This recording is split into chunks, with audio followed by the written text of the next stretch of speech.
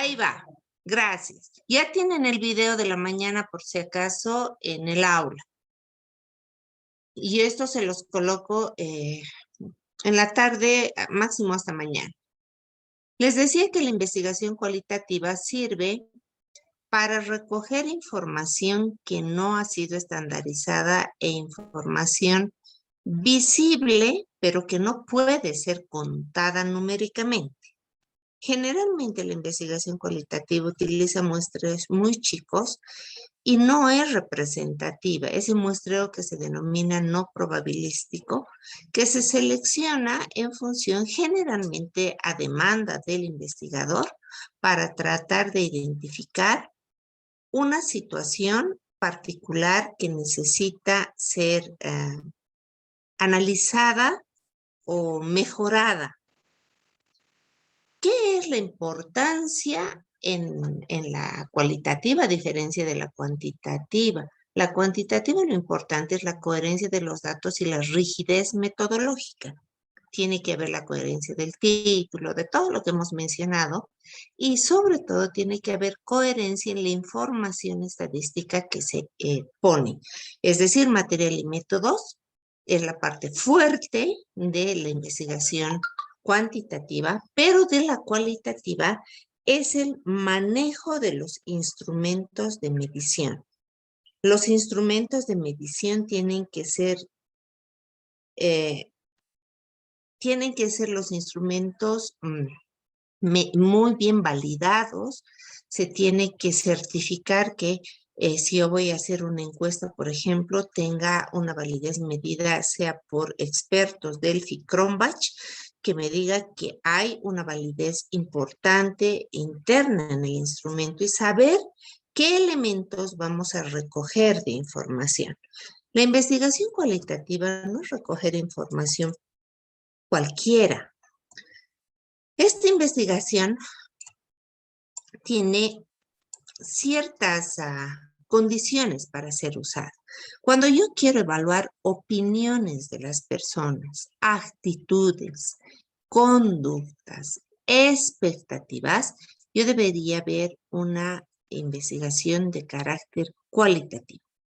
En el entendido de que si yo tengo una cuantitativa, puedo contar las cosas, pero existe alrededor de ese recuento todo un mundo de significados y símbolos de comportamientos, actitudes, conductas, que van a ir a generar una complejidad de los fenómenos, provocando una intersubjetividad, es decir, que aquello que nosotros veíamos como estrictamente medible está influenciado por otro grupo de fenómenos que no pueden ser contados.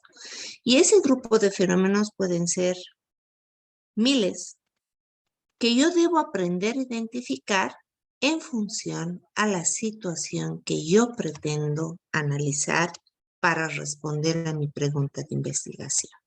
El momento que ustedes quieran me van a detener, por favor.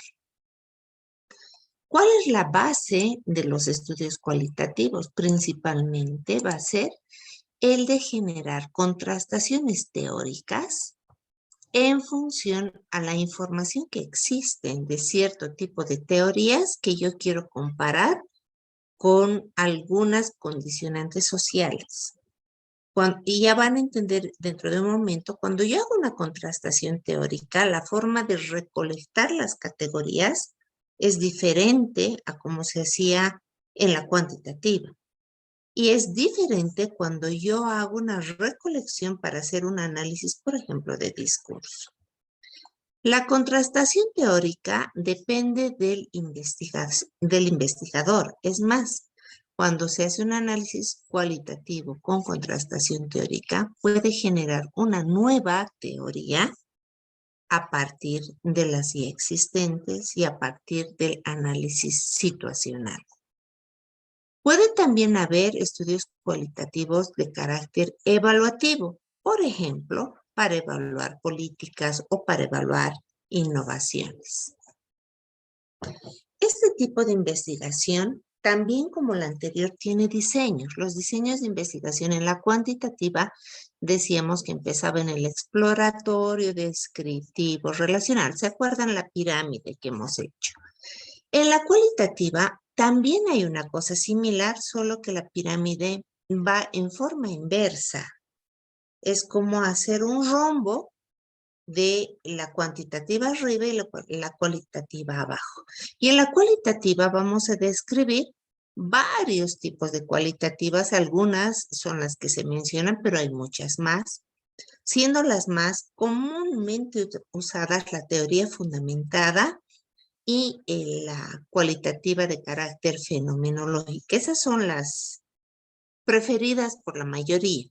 Después vienen los estudios de tipo hermenéutico, los etnográficos, los narrativos, investigación, acción, etcétera, así como las investigaciones mixtas que se colocan entre la cualitativa y la cuantitativa. Es como un bloque, un rectángulo, que van a estar las investigaciones mixtas en medio de ambas, es decir, que la cualitativa va a empezar a fusionarse con la cuantitativa a través de los métodos mixtos.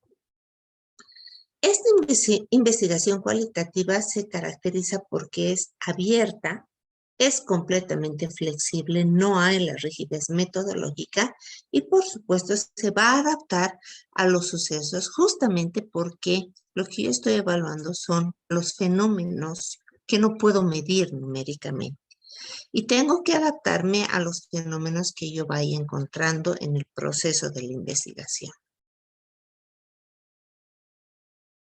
Vamos a tocar algunas, por ejemplo, la teoría fundamentada, que puede ser de elección de algunos se vuelven expertos en teoría fundamentada, pero esta teoría tiene como función principal el comprender la naturaleza del comportamiento humano. Pero este análisis de la naturaleza va a tener un componente teórico, es decir, ese componente teórico va a ser mi marco teórico. Y de ese marco teórico, yo voy a ir a analizar la naturaleza del comportamiento humano. Voy a generar teorías de los fenómenos psicosociales y voy a partir de la selección ordenada de categorías, voy a crear categorías de carácter inductivo. La función de la teoría fundamentada es armar un marco teórico específico, muy bien orientado, que tiene que después ser seleccionado y organizado en función a la importancia categorial a través de la teoría, a través de la triangulación de expertos. Sobre este tema hemos hablado. ¿Quién es experto en algo? Yo debo buscar a los expertos en función al conocimiento que tienen determinados profesionales sea de una de las categorías o de varias categorías que yo estoy estudiando en mi análisis cualitativo. Otro tipo de investigación cualitativa es el método hermenéutico. ¿Qué hace el hermenéutico? Básicamente interpreta la palabra, hace el análisis de la palabra, hace el análisis de cómo las personas utilizan el lenguaje para ciertos fenómenos y situaciones. Generalmente se relaciona a procesos relacionados con enojo, con alegría, con movilización social, con coerción.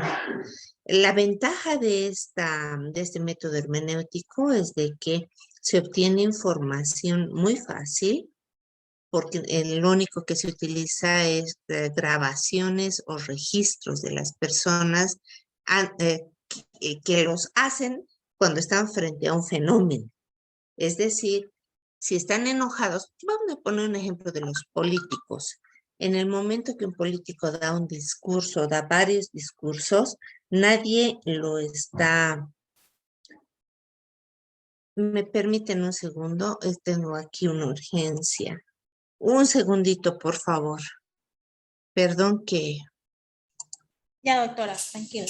Perdón, acá me han escrito con algo urgente.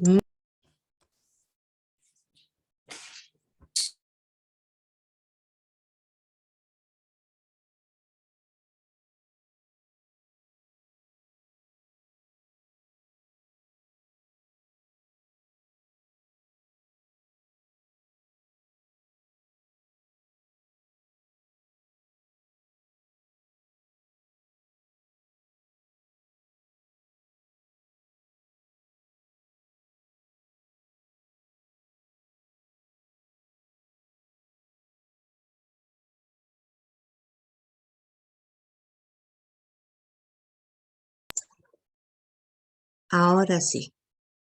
Y después ya está bloqueado. Fríamente calculado. Acá estamos. Bien, les decía que cuando analizamos el discurso de un político, nosotros vamos a ver que existe un fenómeno social que lo orienta a dar ese tipo de discurso. Y lo que vamos a analizar, no vamos a crear el fenómeno social, vamos a analizar cómo él plantea su discurso y a partir de ese discurso nosotros vamos a ir haciendo el análisis. Podemos tomar más de uno de los discursos de un político, podemos tomar publicaciones que ha realizado el político, comentarios que ha realizado el político y hacer el análisis solamente de su discurso para orientar cuáles son las razones por las cuales emite ese tipo de información y qué tipo de información es la que orienta con ese discurso. La intención de este método hermenéutico es tratar de entender las razones de la manipulación o manejo de la palabra. Y el interés básicamente va a ser el ver esa relación, cómo el ser humano se conecta con el resto de la sociedad a través de la palabra.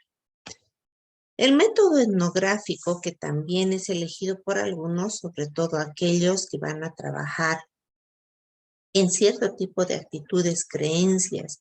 Y aquí, por ejemplo, podríamos ver, licenciada Jessica, que usted pueda trabajar un método etnográfico, si es que va a trabajar todo el componente de una investigación cualitativa. Y si alguien quiere ver actitudes, también podría pensar en un etnográfico. Acá se está viendo la situación y el detalle de la situación de las personas y los comportamientos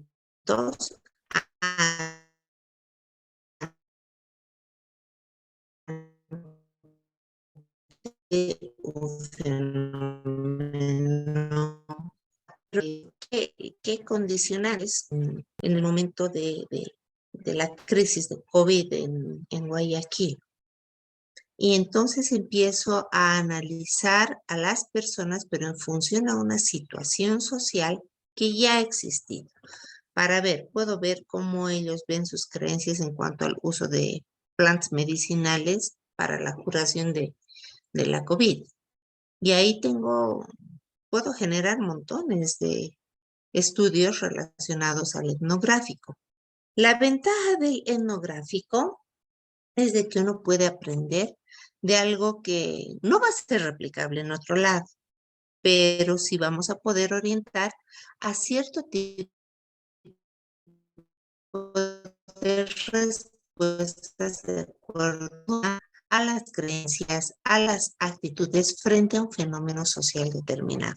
Además, por supuesto, eso nos va a permitir armar un concepto teórico que va a tratar de explicar esas condiciones y acciones de esa unidad social que he estudiado, que no va a ser replicable, repito, porque cada unidad social tiene componentes fenomenológicos diferentes que van a llevar a reacciones diferentes.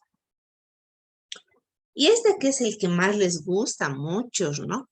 Que ha nacido con Husserl en el año de 1938 y se ha extendido hasta el 59, Pero en su inicio se decía que todo conocimiento debería estar fundamentado y aquí se hacía una descripción con la posición eh, popperiana, la rígida, que mientras Husserl decía que todo conocimiento debe ser fundamentado y relacionado con condicionantes sociales que no pueden ser medidas, sino que los fundamentos teóricos del conocimiento deberían tomar muchos aspectos que condicionan a ese resultado. Popper decía, no va a haber resultado que no deba ser medible y mientras no sea medible no es creíble. Y ahí hay dos posiciones diferentes en cuanto a la investigación, uno que es muy rígido y el otro que genera flexibilidad. Entonces se ha quedado finalmente con la evolución que el método fenomenológico lo que trata de ver es la conciencia del ser humano, para ver si lo que piensa es real o es simplemente un ideario o un imaginario. El método fenomenológico utiliza a la entrevista como base de la obtención de información, es decir, que sí tiene un carácter hermenéutico y sí tiene una base sólida que va a ser la percepción del individuo. Aquí, por ejemplo, eh, tienen una base sólida que Heidegger le llamaba el epogé. Esa base sólida tenía que estar sustentada en la recolección de la información. Mientras tanto, si no había la información obtenida, se pensaba que simplemente era un ideario. Este método fenomenológico tiene muchas características. Una, primero, que describe vivencias, describe relaciones entre sujetos, describe relaciones entre una situación dada, un fenómeno dado y las personas. Va además a visualizar el punto de vista de muchas otras personas para tratar de conglomerar teorías nuevas, va a necesitarse mucho de que estas personas hayan sufrido el fenómeno para poder explicarlo. O sea, si no lo han sufrido, no pueden explicarlo y esos son los criterios de exclusión del fenomenológico y va a buscar el significado de las cosas para explicar por qué el fenómeno ha impactado tanto a cierto tipo de conductas. Y aquí sí creo que va a ser interesante para ustedes. Ustedes sabían que para el cuantitativo necesitamos un muestreo probabilístico, casi en el 80% de los casos, porque tenemos que dar una validez interna y una validez externa a los resultados. En cambio, el estudio cualitativo lo que necesita es validez de constructo. No necesita validar internamente, sino validar el constructo que va a ser la entrevista o la encuesta o finalmente el instrumento que vayamos a utilizar para recolección de datos. Entonces, ¿qué es lo que dice la cualitativa en general? Que se trata de buscar el grupo más heterogéneo posible que esté sometido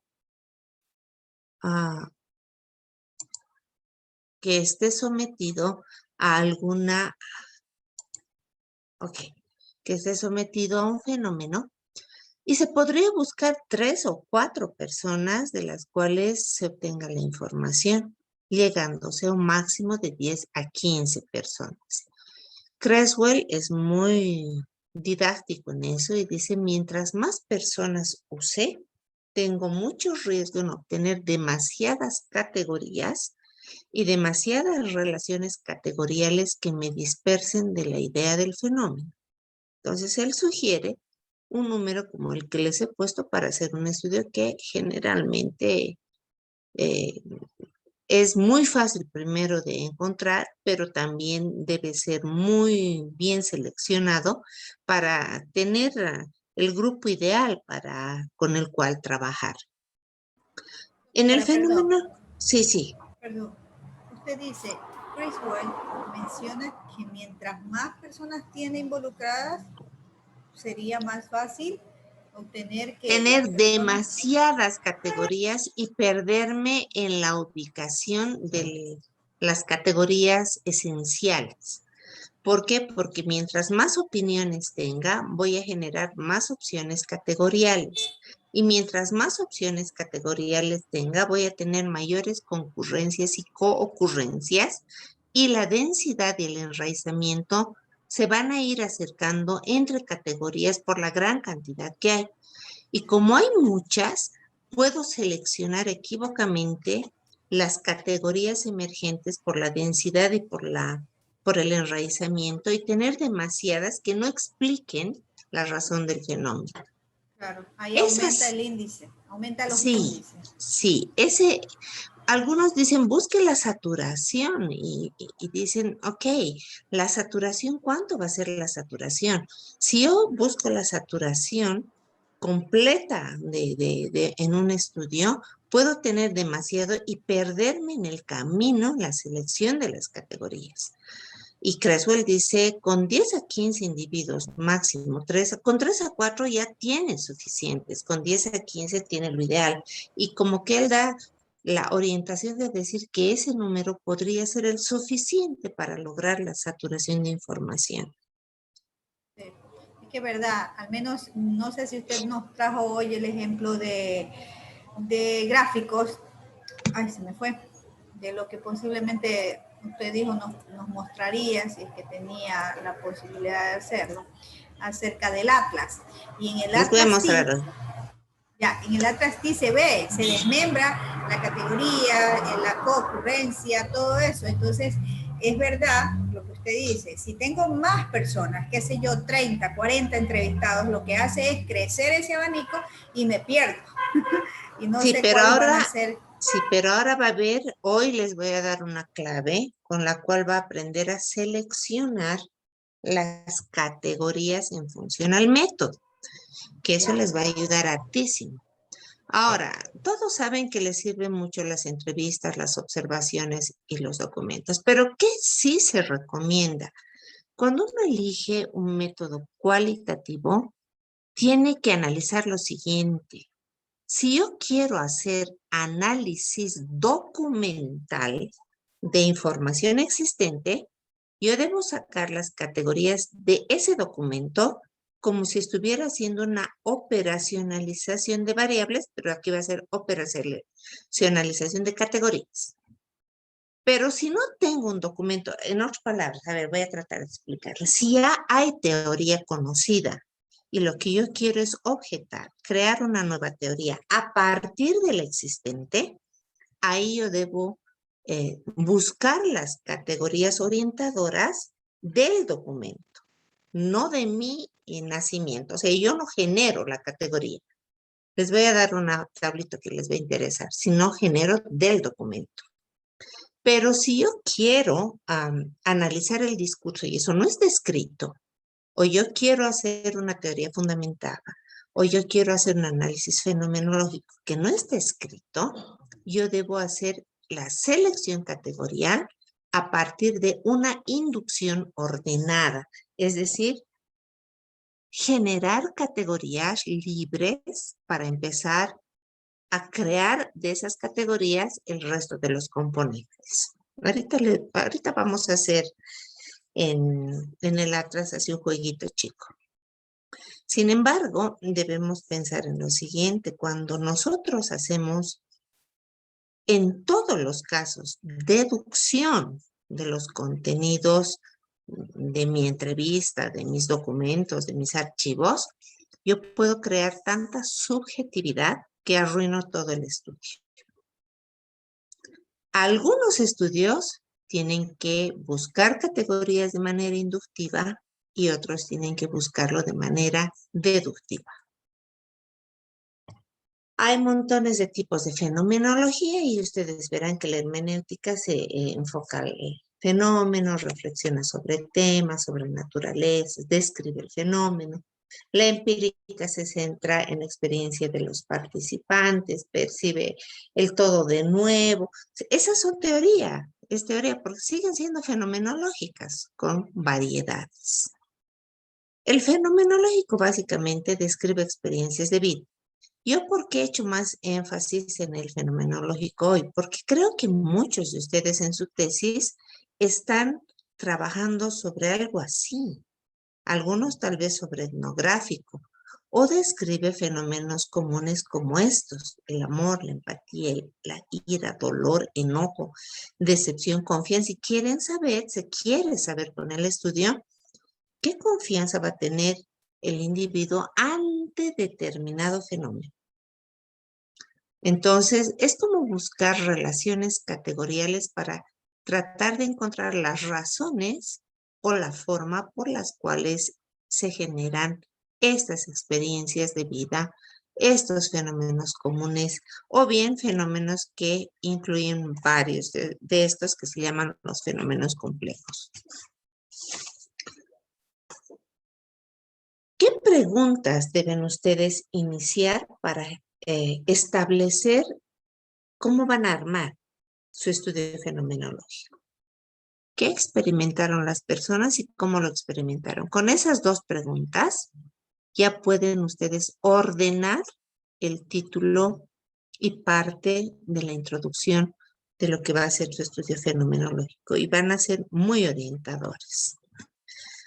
Pocos van a hacer los estudios de investigación-acción, pero si es que lo hacen, es aquel estudio en el que varios miembros de un grupo, una comunidad, lo que hacen es buscar información para tratar de resolver o cuestionar algunos problemas de su sociedad, de ese grupo social.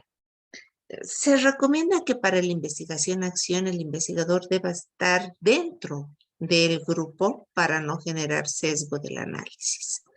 Entonces, esto funciona mucho cuando se trabajan políticas sociales, cuando se trata de integrar algún cambio dentro de la sociedad, pero tiene que estar uno inmerso.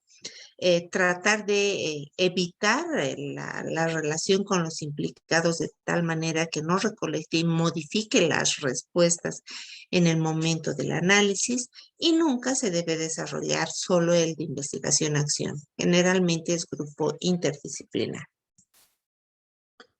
¿Cómo van a diseñar la investigación? Esto, sáquenle una foto a esto, porque para iniciar su proceso, ustedes tienen que buscar el objetivo, y para identificar el objetivo tienen esas dos preguntas. ¿Cuál es el fenómeno que ustedes quieren analizar o cómo se llama? Pongamos estrés. En la descripción ustedes van a escribir, si se puede describir y hay una base teórica, cuáles son las dimensiones del fenómeno. Y cuando encuentren esas dimensiones del fenómeno, si es que hay escrito, están generando una operacionalización de categorías. Y si tienen operacionalización de categorías, esas categorías van a ser las que se van a utilizar en el momento de hacer el análisis. Voy a suspender un momentito para mostrarles en la pizarra, en el Jamboard. Vamos a hacer un Jamboard. ¿Y dónde está?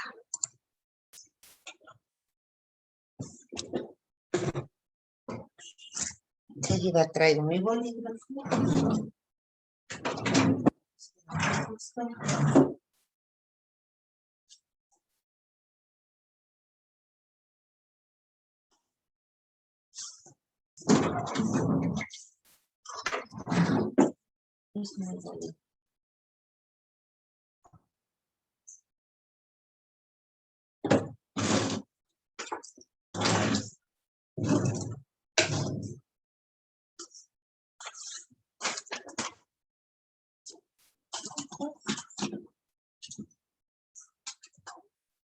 No encuentro mi bolígrafo digital, pero enseguida vamos a solucionar eso. Espérenme un ratito. Abriré este Jamboard que no me quiere abrir. Aquí está.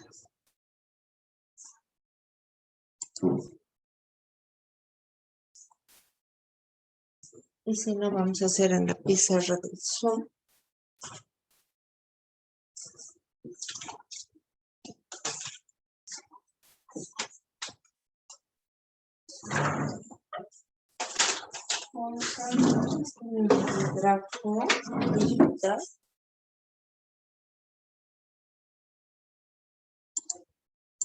No abre mi Jamboard. Vamos a hacer en el del Zoom. Aquí.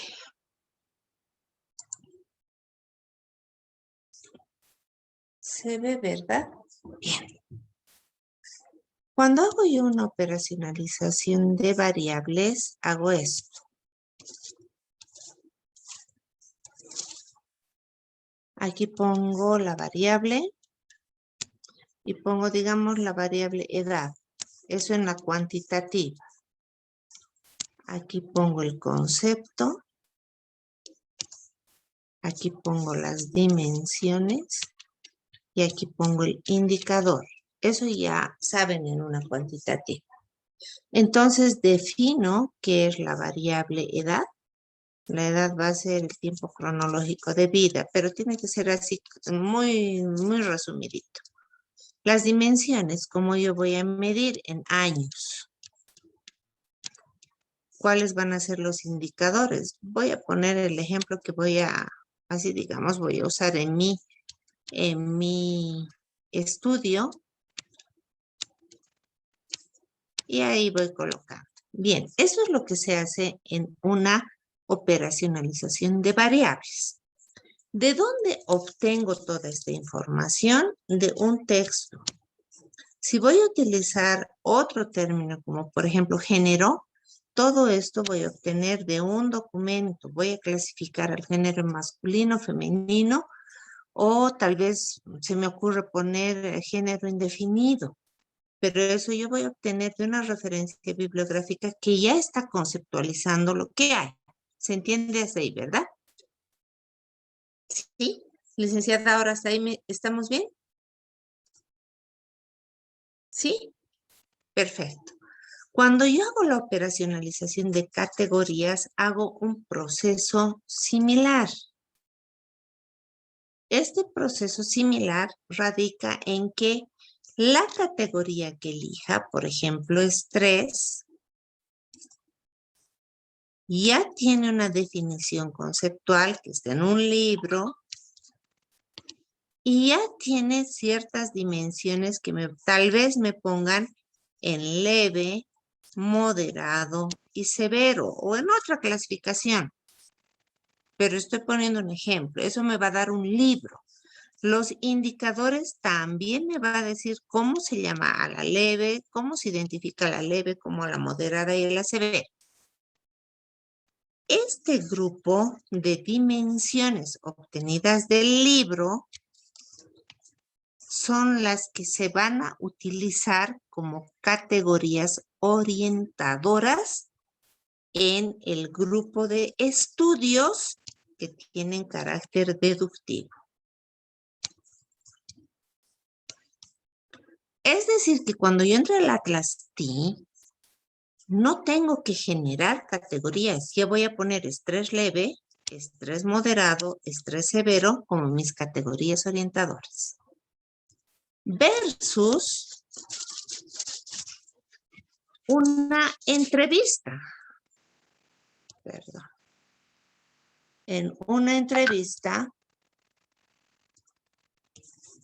yo no sé lo que la persona me vaya a decir. Si bien estoy estudiando el estrés, no sé qué me va a decir, por ejemplo, en un estudio fenomenológico. Y en la medida en que la persona me va relatando su historia, yo voy a tomar en el Atlas TI un área de la cual voy a extraer la categoría orientadora. ¿Se entiende? La diferencia. En una, las dimensiones ya están. En la otra, estoy extrayendo. Y este es el carácter inductivo de la investigación. Preguntas hasta aquí. Necesito que esta parte les quede bien clarito. Doctora, ahí no entendí al momento de señalar bien las categorías. Ok. Vamos a hacer esto. Para usted trabajar en el análisis de un estudio cualitativo, tiene que definir primero el tipo de estudio que va a hacer. Los tipos de estudio de fenomenológico, la teoría fundamentada y el hermenéutico, cuando uno diseña un estudio de este tipo, y hemos dicho cuáles son estos y cuáles son estos, ¿sí? Cuando uno diseña este estudio, dice que va a utilizar entrevista como la base de su conocimiento. En la entrevista, nosotros vamos a hacer preguntas que se van a primero validar con el alfa de Cronbach. Esa validación me va a decir si la entrevista sirve o no sirve. ¿Cómo voy a hacer eso? Voy a hacer primero una prueba de campo, utilizando mi entrevista, una prueba piloto para validar esto. Una vez que he validado, la aplico. Sin embargo, los resultados que me van a dar son desconocidos. No sé qué va a haber. Ahí viene texto. Voy a transcribir lo que me dice o voy a poner en audio lo que me dice. Y de ahí voy a extraer las categorías de lo que me dice. Hasta ahí no hay problema, ¿verdad? Bien. Si elijo otro tipo de estudios, por ejemplo, voy a tomar la misma teoría fundamentada y voy a tomar el etnográfico. Cuando hablo de teoría fundamentada me refiero a la existencia de teorías. Esas teorías no van a requerir una encuesta. Están ahí. Lo que yo estoy tratando de hacer es cuestionar estas teorías y su componente. Lo mismo del etnográfico, las creencias, costumbres ya están descritas. Eso no tengo que indagar con una entrevista. Eso, en otras palabras, ya está escrito. Ese escrito me va a dar origen a la operacionalización de categorías, de donde yo voy a obtener las categorías que voy a insertar para mi análisis. Aquí las categorías han nacido de algo que no se sabía. Esto es teoría inductiva y esta es teoría deductiva. Ahora sí, licenciada Aura, ¿más claro? ¿Sí? ¿Alguna pregunta más?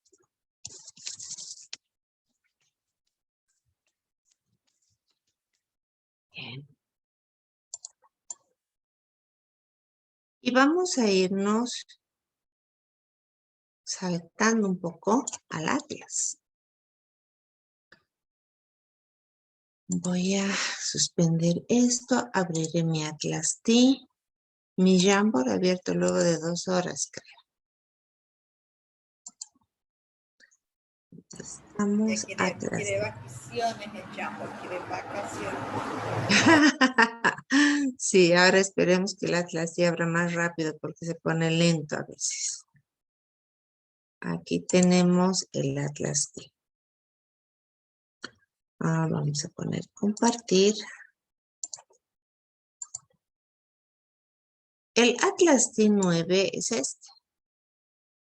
Así que vamos a hacer vamos a crear un proyecto como ejercicio. Todos están viendo, ¿verdad? La pantalla. Ustedes crean el proyecto y le ponen el nombre de prueba. Aquí el nombre que quieran ustedes le van a poner. Aquí voy a poner simplemente el de prueba y se está creando un documento, un lugar donde vamos a introducir nuestra información. Voy a extenderlo un poquito. Bien. En esta parte, como ustedes verán, tienen varias pestañas que como que están más o menos replicadas en el vertical. Ustedes hacen inicio y con eso pueden lograr agregar documentos. ¿Qué documentos van a agregar? Van a agregar documentos que sean esos que les decía de la literatura o entrevistas que sean transcritas. Y ahorita vamos a hacer un ejercicio mostrando cómo puede ponerse diferentes tipos de documentos. Creo que tengo aquí. Este vamos a usar.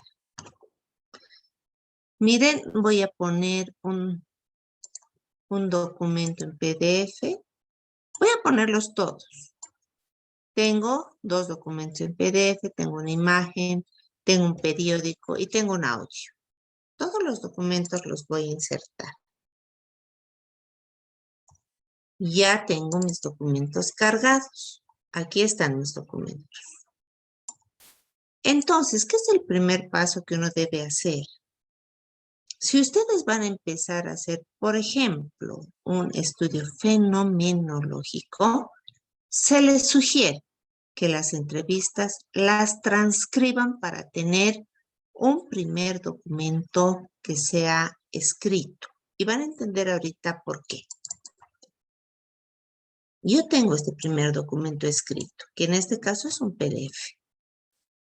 Lo primero que se les sugiere es hacer esto, la lista de palabras.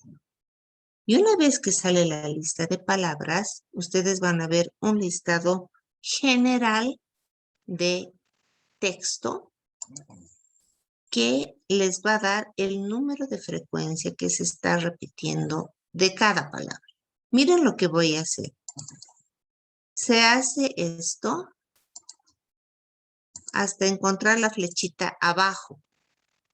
Y me está diciendo que estas palabras son las frecuentemente repetidas. Obviamente estas que son palabras de enlace no me sirven y voy a ir borrando todas aquellas palabras de enlace que no me sirvan. Un ratito. Ay, mi mouse, aquí está. Hasta aquí voy a borrar, estas. No me sirven. Yo puedo hacer lo siguiente, las elimino de la lista progresivamente. Es lo desagradable a veces de la clase cuando uno tiene muchos documentos, se pone demasiado lento. Por eso nomás no me gusta. Y voy a ir borrando poco a poco aquellos que no me interesan. Eliminar de la lista, etc. Voy a quedarme con algunas para que ustedes vean para qué sirve. Digamos esta, vamos a agarrar algunas palabras importantes y voy a agarrar hasta aquí. Esas digamos son las que me interesan porque son las que tienen una frecuencia más alta. Y el resto voy a borrar. Porque no me interesa el resto. Borraremos hasta esta parte. Y vamos a ver hasta... Es muy largo, pues porque es un artículo largo. Y vamos a ver cuáles más vamos a borrar. Desde acá, que es el 1%, vamos a seguir borrando.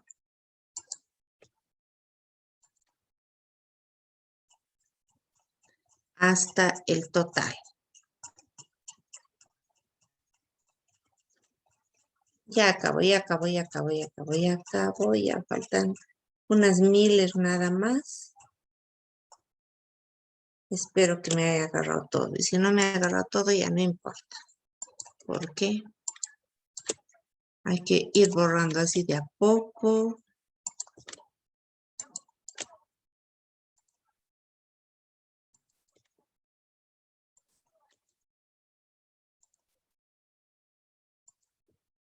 Así que tendrán un poquitín de paciencia, porque ahorita van a entender la razón por la cual se hace todo esto.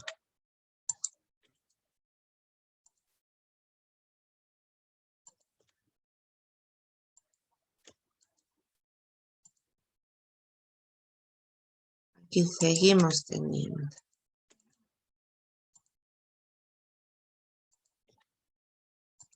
Estas que tienen una frecuencia baja no me interesan, porque lo único que hacen, al no tener una frecuencia útil, lo único que hacen es interferir en mi selección válida de información. Listo, vamos a borrar hasta aquí. Vamos a ver esto.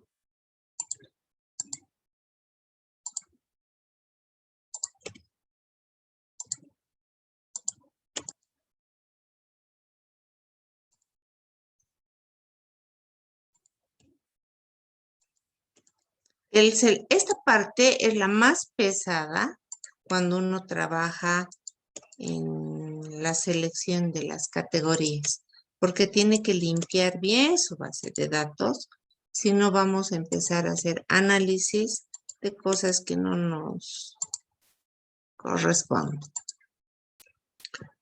Frecuencia. Y todavía tenemos. Que me he borrado todo, no. Ya me estaba asustando. Yo he dicho, ¿y he borrado las otras más? No creo.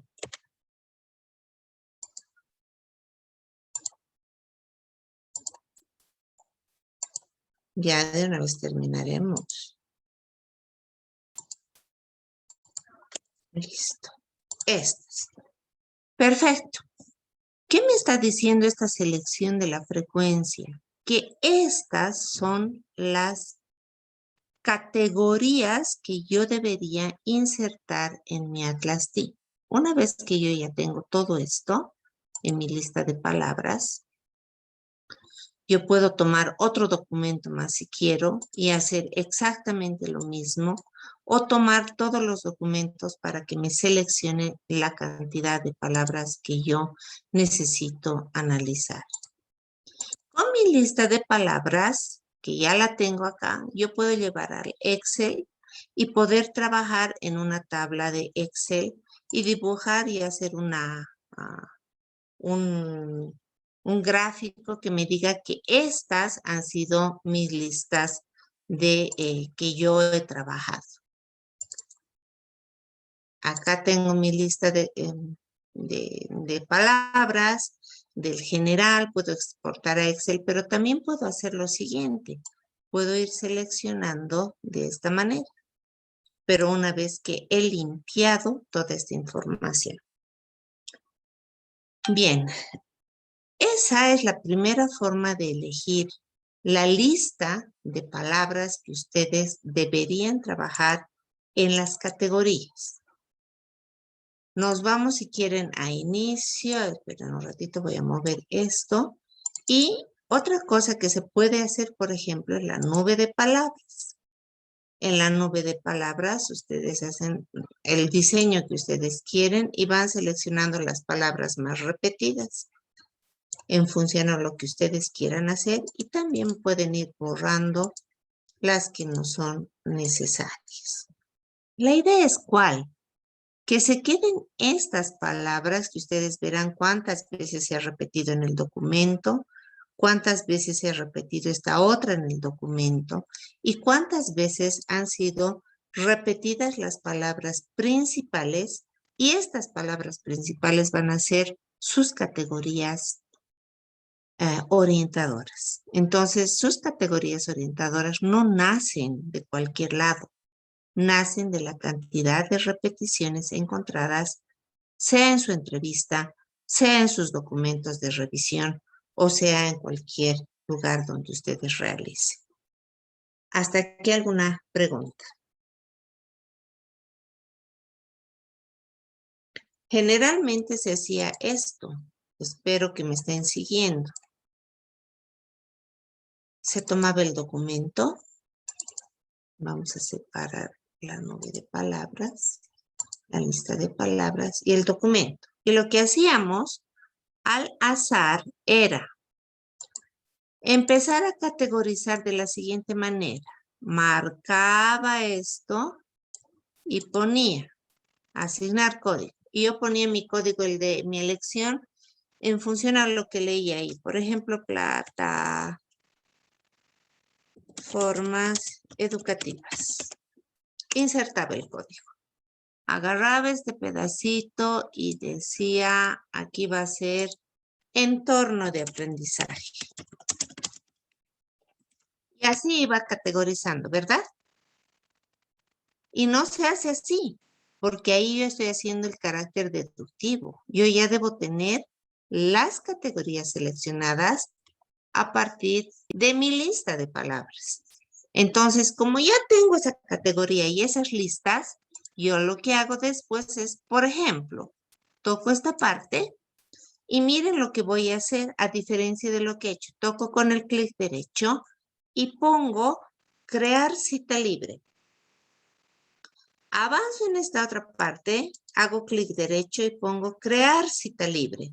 Y de pronto en las creaciones de cita libre, yo hago doble clic y digo, van a entrar plataforma educativa y entornos de aprendizaje y ya las estoy relacionando.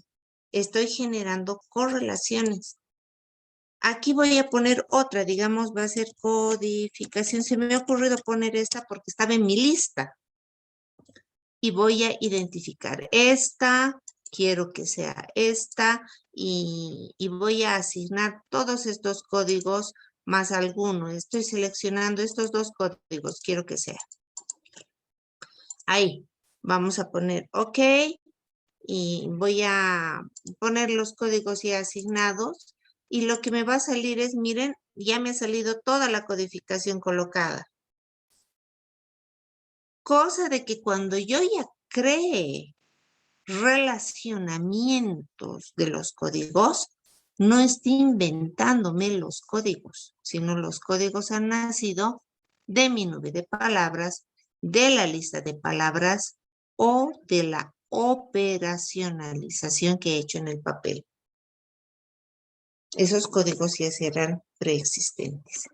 Y recién con eso, ustedes se van a hacer el análisis. Voy a adelantar algunas cosas porque debería ser las tablas de concurrencias y todo ello, porque sí puedo tener varias actividades, ¿no? Aquí ustedes con esto pueden crear entidades, pueden crear redes, pueden crear memos, pueden crear una serie de cosas, pero dependerá de cómo introduzcan la información a su Atlas D. Esta parte, si ustedes no la hacen ordenada, sus resultados van a ser inductivos, deductivos totales y tergiversan el resultado. ¿Está bien? Tenemos que tener un encuentro cuerpal frente a frente con el Atlas D para comprender en todo. Sí, van a tener dentro de poquito su capacitación, espero, de Atlas D, y vamos a hablar incluso con la doctora, para hacer paso. No es complicado. No, El asunto es seleccionar los códigos para hacer la investigación cualitativa. Usted lo hizo con todo el documento, ¿verdad, doctora? Que en algún momento me perdí. Como que se Sí, me sí, lo que tú haces, perdón que aquí estoy tuteando, le dicen, Tranquila. cuando hace usted ese análisis de la lista de palabras, puede hacer de todo lo que tiene, pero idealmente se hace de lo que está escrito, porque del audio no reconoce todo. Entonces, cuando uno hace una entrevista con grabación, es mejor transcribirla, porque ahí tiene el documento escrito y lo pone en la lista de palabras, él o los documentos que haya, simplemente lo selecciona y del total va a separar cuál es la lista de palabras y usted va limpiando ahí. Y si de esa lista de palabras usted lleva el Excel, le va a mostrar unos gráficos bien interesantes para decir estas palabras yo he elegido por la frecuencia en la que se repiten en el documento o en la entrevista. es verdad. Sí, porque yo hacía de la forma antigua, como usted dijo, se va seleccionando y todo eso, así hacía yo. Entonces, ahora que le veo a usted, manejó todo el documento y le salieron las millón palabras. Claro, eso es lo correcto. Ahora, si yo voy a hacer el análisis del texto, de una teoría, hago exactamente lo mismo. La única diferencia es de que uno era una entrevista donde yo estaba obteniendo las palabras de lo que la gente me ha dicho. Y en el otro es escoger las palabras de lo que ya está escrito. ¿Está bien?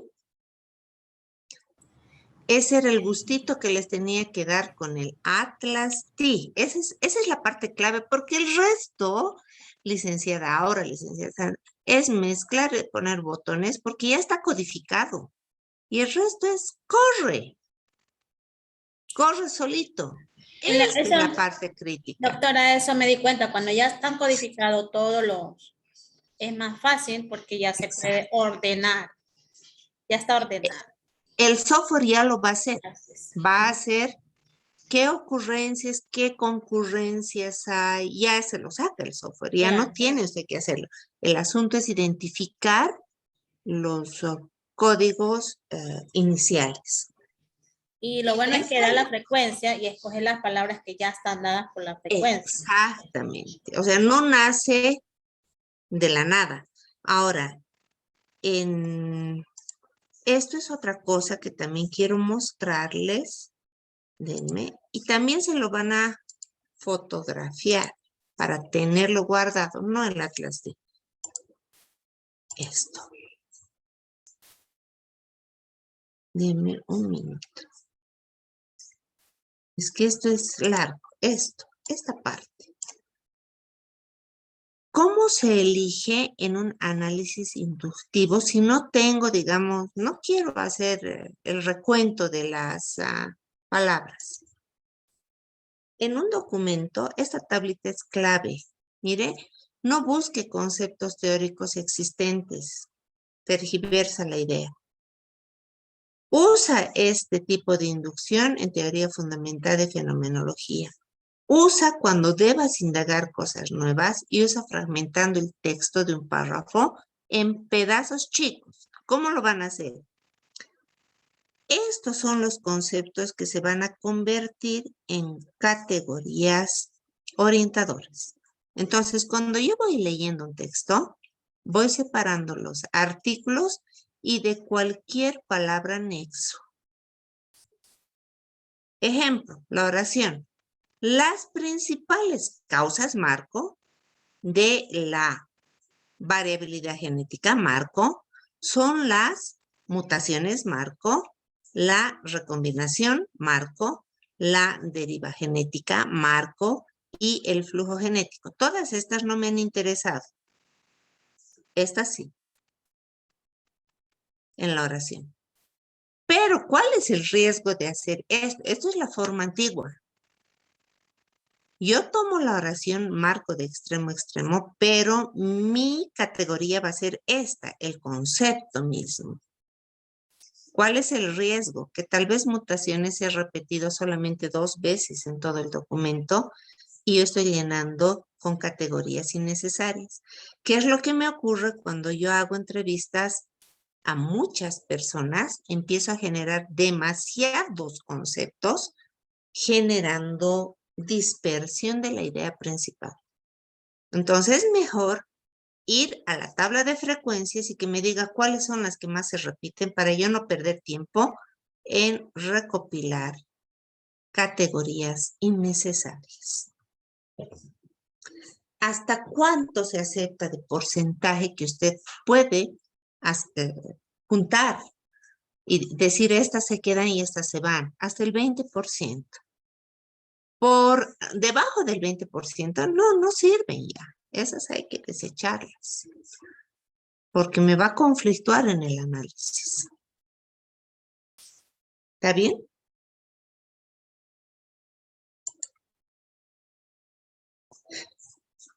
Necesito que me hagan así o así. Muy interesante, doctora. Y Muy interesante, pero sí tenemos que sentarnos así ya, desde el inicio para Claro, poder sí, sí, sí. codificar y Pero lo que quiero que entiendan en esta parte de la codificación no es el manejo mismo de la clase D, sino que sepan cuándo van a cuándo seleccionar hacerse. las categorías y cómo lo van a hacer para que esas categorías les den resultados verdaderos, confiables y no se dispersen. Licenciada Nancy. Licenciada Jessica. Ajá. Por supuesto ¿Sí? que esas son herramientas muy importantes, ¿no? Van a Inclusive tener, si hacen cualitativo, Licen, tiene que cuantitativo, hacer. claro, y hay que hacerla, porque con eso es una orientación certera, digamos, una orientación de no perder, de seguir los mismos pasos, de seguir ese lineamiento y cumplir para poder categorizar, para poder saber cuáles son las válidas, para saber hasta dónde llegamos. Pasar de las 20, doctora, también podrían ser válidas, hasta 20. ¿No ha Sí, pasado eso? pero son innecesarias de ser analizadas. Si usted tiene una frecuencia de hasta 20%, insértelas como categorías. Pero si es menos, ¿ya para qué? No se repiten, no tienen utilidad. Perfecto. Licenciado Dani, licenciado Jairón, necesito saber. Sí, están muy importantes las herramientas. Y en especial el mío, porque el mío es percepción del cuidado Entonces, humanizado. Entonces, entra en una cualitativa fenomenológica. fenomenológica. Igualito, yo ya sé cuál es el método de investigación de ley, es fenomenológico. Que debe usar. O sea, ahora, si bien el curso era de escrito científico, les estoy apoyando para que su investigación ya tenga orientación, ya no vaya a la deriva. Licenciado Jairón. Bueno, a ¿Sí? pesar que aquí estoy, No, ¿me escucha? sí. Ya. A pesar que mi investigación es descriptiva, transversal y retrospectiva, no cualitativa, me Ahí servirá ya no para es no futuras investigaciones. cualitativa, es cuantitativa. No, es cuantitativa. Perfecto. Cuantitativa. Perfecto.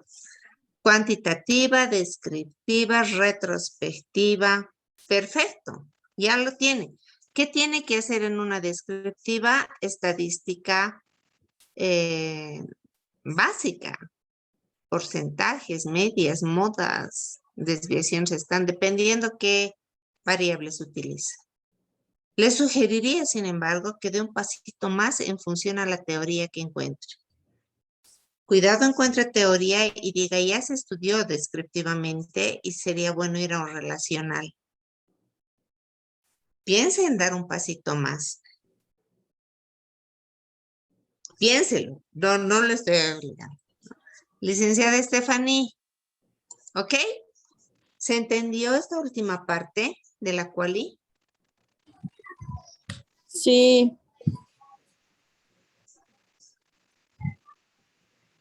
Ah, me ha dejado. Ya le mandé like. Me ha dejado así. Ah. Bien. Les voy a dar ahora en grupos. ¿Tienen sus trabajos primero? ¿Los tienen? Ya tienen lo que han avanzado de su título. Ya tienen algo de introducción. Algunos tal vez ya han avanzado en su tesis, en su propuesta de tesis, en el protocolo. ¿Ya lo tienen todos? ¿O hay alguien que no tenga? Sí tenemos, doctora, hasta donde hemos Perfecto. avanzado, problemas. Ahora vamos a hacer un ejercicio de media hora en el cual no vamos a terminar hoy, porque mañana vamos a seguir. En esa media hora van a hacer evaluación de pares de su trabajo. Es decir, que al grupo que les asigne, ustedes deben entregar a 2 de sus compañeros su trabajo para que vayan revisando y él les vaya haciendo observaciones que está mal. O sea, el otro le va a entregar a los otros 2 y así sucesivamente se van a revisar entre 3 personas los trabajos. ¿Ok? Ya les asigno sus grupos. 12, 2, 3, 4. Estamos 11, nada más. Vamos a hacer solo 3 grupos. Ok. Ya tienen sus grupos, empiecen a trabajar. Ingresen. En el grupo 1 está la licenciada Stephanie, Geraldine, Jessica. En el otro grupo, la licenciada Aura, licenciado Jairón y Sandra. En el grupo 3, Carlos Zapata, que no sé quién es, licenciado Dani y la licenciada Nancy. Tienen que entregar sus trabajos para que el otro revise y vea si hay coherencia. Vamos a trabajar.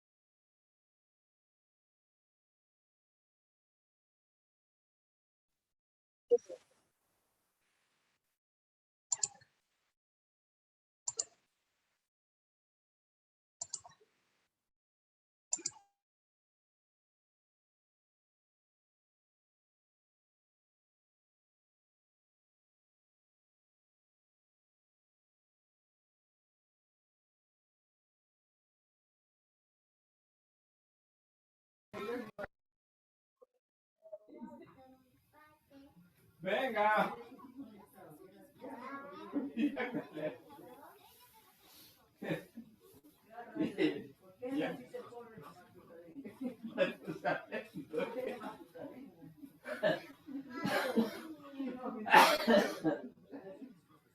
¿Qué naciste pobre, Rocío? Y ya me veía a las 7 de la noche, ya estaba calentado.